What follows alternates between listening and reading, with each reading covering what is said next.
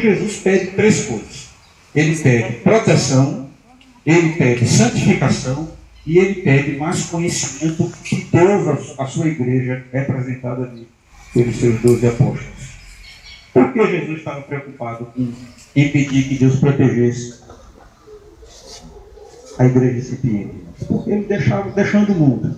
E Jesus sabia que o mundo, aqueles que não temiam a Deus, aquela sociedade sem Cristo, era uma sociedade antagônica ao ensino do Cristo. Ele sabia que a cruz estava se aproximando porque aquela sociedade tinha rejeitado Cristo.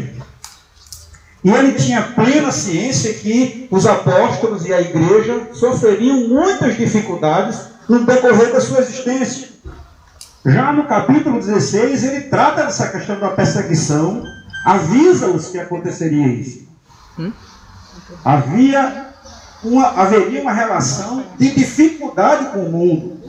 Por isso que ele fala que Pai, guarda-os, aqui no versículo 11, aqueles que me deste, eu os protegi. Verso 13, vou para junto de ti. Verso 14, tenho dado a tua palavra a eles.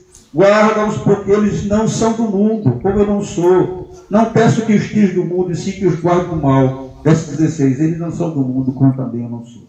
Jesus queria que a igreja fosse protegida da influência, ou das influências nefastas de uma sociedade que não temia a Deus.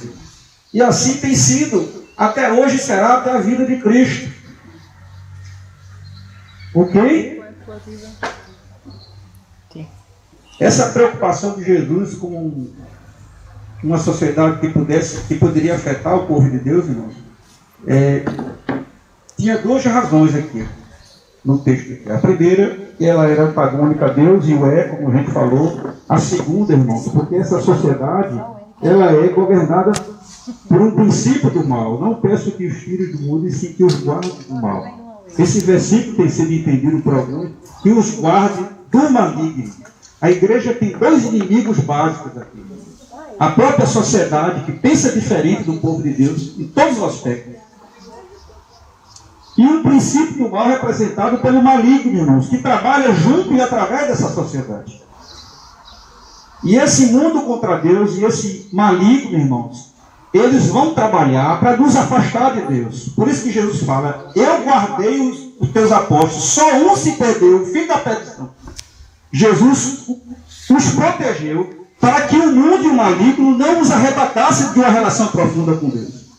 Porque a preocupação última de Cristo, nessa proteção do mundo, em relação ao mundo, em relação ao maligno, irmão, era a unidade, a fraternidade, a vida familiar da igreja, irmãos. Veja o verso 11, irmãos. Pai Santo, guarda-os em teu nome que me deste, para que eles sejam um, assim como nós. O mundo e o diabo sempre vão trabalhar para influenciar a igreja de alguma forma, de muitas maneiras, e uma dessas maneiras vai ser alimentando relações quebradas, irmãos. O mundo é amargura, o mundo sem Deus é desavença, o mundo sem Deus é egoísmo, o mundo sem Deus é não se preocupar com o outro, o mundo sem Deus é não ter tempo para o outro, o mundo sem Deus é assim e muito mais. E o maligno é assim muito mais do que isso, irmão.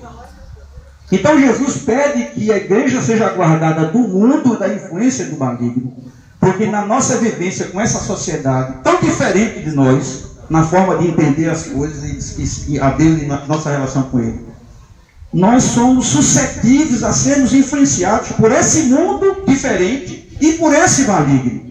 Porque a preocupação última de Cristo é que eles sejam um. Quando Jesus pede essa unidade da igreja, não é só porque Ele é um com o Pai e com o Filho. E a igreja deve refletir a unidade que existe na relação da Trindade, entre o Pai, o Filho e o Espírito Santo.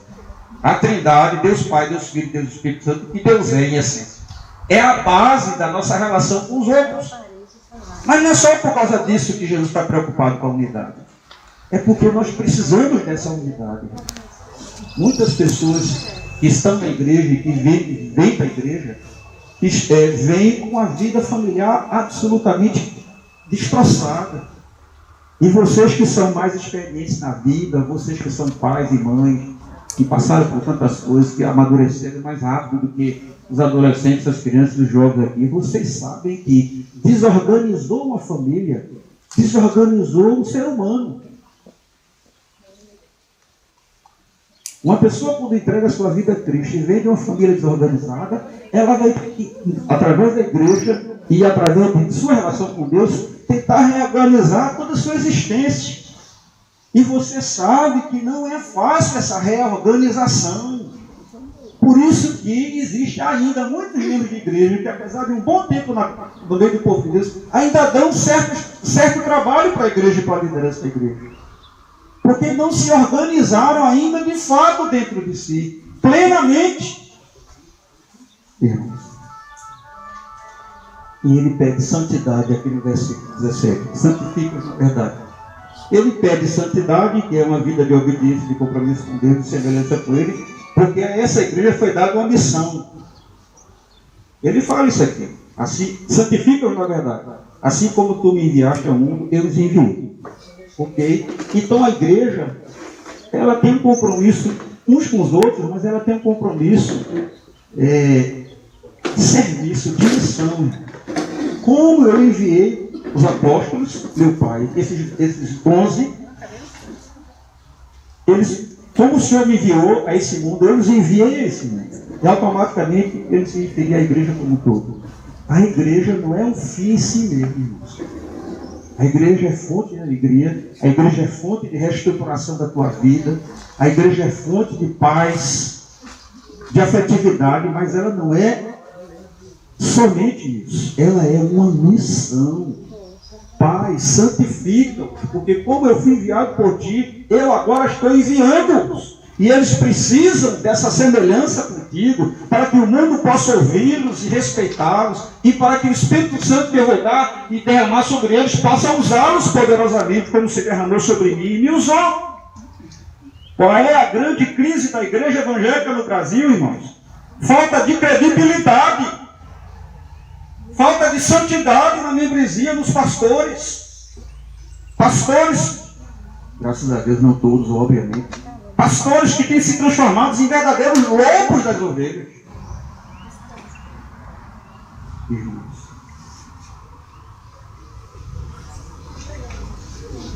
Sem santificação não existe um testemunho, a efetivação de uma missão dada à igreja de forma verdadeira. Um rapaz, no seminário presbiteriano, isso é caso verdadeiro. Um seminarista estava dando um estudo uma vez para casais, lá no seminário presbiteriano. O reitor era meu colega Augusto Nicodemo, que é hoje vice-presidente da igreja. E a esposa do seminarista estava na plateia. E não é que ela tomou uma coragem e no meio do estudo que ele estava dando disse: ele não pratica nada disso comigo. Na frente de todo mundo. Pai, santifica-os na verdade. Se a gente não andar com Cristo, a gente não tiver o caráter de Cristo, a nossa missão, o nosso testemunho está comprometido. Muita gente sequer olha na porta da igreja porque associa todos os pastores são assim, todos os presbíteros são assim, tudo que é crente é assim. Pai, santifica-os, como o Senhor me enviou, eu estou enviando a eles agora. E a última coisa que Jesus pede está aí no versículo 26. Ele lhes quis conhecer o teu nome, e ainda o farei, a fim de que o amor com que me amaste esteja neles e eu neles esteja. Jesus pede 3 coisas a seu Pai para a igreja: proteção, para a unidade, não quebrar esse princípio; santificação, para uma missão de testemunho eficaz; e maior conhecimento de Deus. Eu lhes fiz conhecer o teu nome, e ainda o farei, a fim de que o amor com que me amaste esteja neles e eu neles esteja. Uma coisa é você conhecer Cristo como seu Salvador. Outra coisa é você conhecer a Cristo como seu amor. Jesus está dizendo aqui, está orando a seu Pai: eles conheceram a ti pela minha palavra.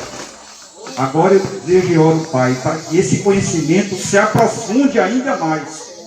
E Jesus disse que esse aprofundamento consistiria da igreja compreender ainda mais o amor de Deus e do Cristo pela igreja.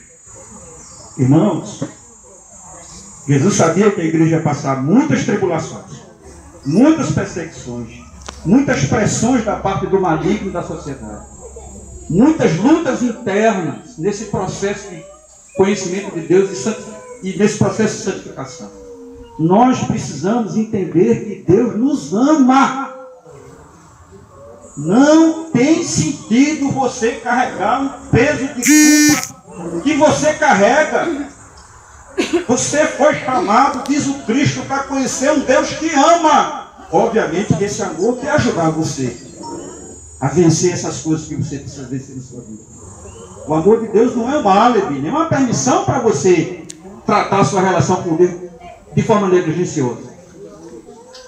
Mas é a base da sua vitória.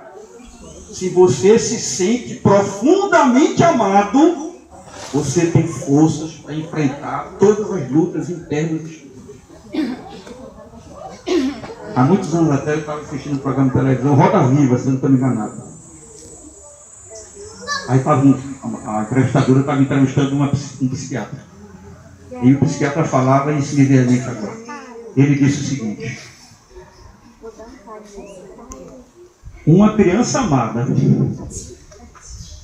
uma família onde existe relações de amor, ela pode passar todos os problemas, mas ela vai superar. Me mostre uma criança amada, eu lhe mostro um adulto feliz. Jesus sabia que a humanidade sofreria essa carência nas suas relações familiares e sociais. E ele ora aqui para o Pai, que já tinha sido conhecido pela igreja, na pessoa dos apóstolos, pudesse aprofundar esse conhecimento, e o aprofundamento do conhecimento de Deus seria o aprofundamento também do seu amor. E eles conheçam que o amor que o Senhor tem por mim, ó Pai, o Senhor tem por eles.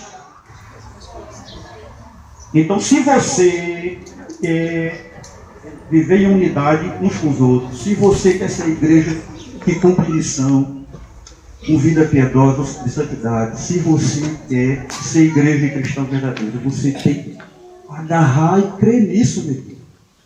Porque tem muita gente dando problema da igreja porque não acredita e não se sente amado, mesmo que as pessoas às vezes mostrem até isso. Mas a estrutura dela está tão desorganizada, a autoimagem dela está tão diminuta, que ela não acredita que tem valor. E Deus está dizendo aqui, através dessa oração, que nós temos valor. E Deus nos ama profundamente. Esse é o ponto de partida. Que Deus possa nos dar proteção desse mundo e desse maligno, para não afetar as relações na igreja. Porque o diabo quer isso, ele quer quebrar essa unidade da igreja. Que nós possamos ter vida de santidade ou de semelhança com Deus, no falar, no agir, para cumprirmos a nossa missão com autoridade. E que nós possamos aprofundar esse conhecimento. Você conheceu a Cristo como seu Salvador. Ótimo. E agora? Eu lhes fiz conhecer e ainda é um crescimento, é uma infinitude de conhecimento de Deus que você tem que ter do seu amor. São 3 coisas que Cristo pede para a igreja. Que assim seja. Amém? Amém.